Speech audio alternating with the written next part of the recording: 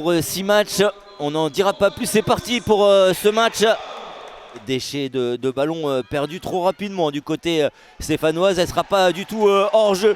Abigail Kim, et elle aime ce genre de mouvement. Le ballon pour retrouver Mylène Taradieu qui n'est pas hors jeu et qui a frappé directement sur la portière stéphanoise.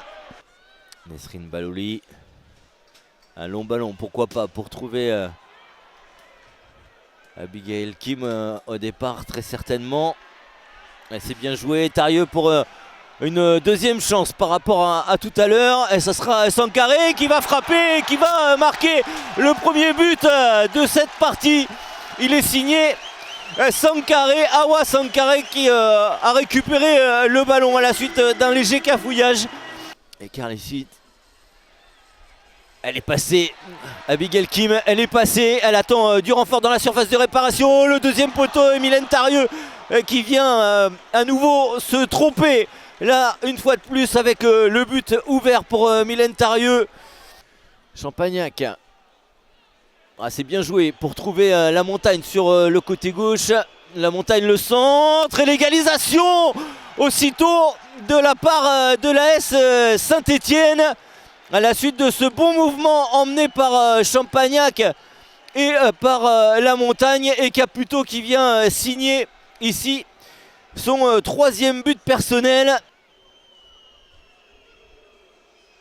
Le bon placement d'Alewin, mais attention à cette frappe. Au milieu de terrain, Elmore. Carrage, les circuits de passe sont plutôt intéressants. La montagne, elle est passée, la montagne, elle a frappé, et la montagne, elle a raté.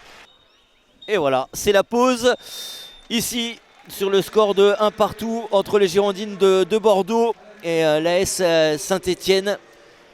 Aux abords de la surface de réparation, c'est plutôt bien frappé, c'est bien repris. Et la tête victorieuse de l'AS Saint-Étienne. Le ballon propulsé dans la lucarne de Justine Leron, qui n'a plus que effleuré ce but. Ouais, c'est passé et c'est intéressant. Là pour la montagne qui est rentrée dans la surface de réparation. La frappe de la montagne sur la barre transversale. Attention, c'est pas terminé. À nouveau, la montagne c'est renvoyé par Leron. Mais voilà, ce troisième but inscrit par l'AS Saint-Étienne qui est en train de leur donner la victoire, parce qu'il reste désormais un gros quart d'heure à jouer. Par exemple, là, un excellent ballon pour les Bordelaises. Il faut bien l'exploiter. Pourquoi pas la frappe et l'arrêt. 4 du côté stéphanois, 2 du côté bordelais. Braun dans la surface de réparation. Et le quatrième but. Et cette fois qui entérine complètement la victoire de l'AS Saint-Étienne à la suite de ce travail de Braun. Et pourquoi pas montrer de l'orgueil avec Fioni Aliègre, l'une des meilleures bordelaises depuis le début de ce championnat. Fioni Aliègre et sa frappe qui est trop enlevée et qui fuit le cadre, avec Chloé Tapia qui s'appuie sur Braun justement. La New-Yorkaise avec Chloé Tapia qui déborde sur le côté gauche, qui a encore la force de centrer. Et c'est manqué, pourtant on n'était pas très loin du 5e but. Justine Leron et Larry Diaz n'aura pas le temps de renvoyer ce ballon.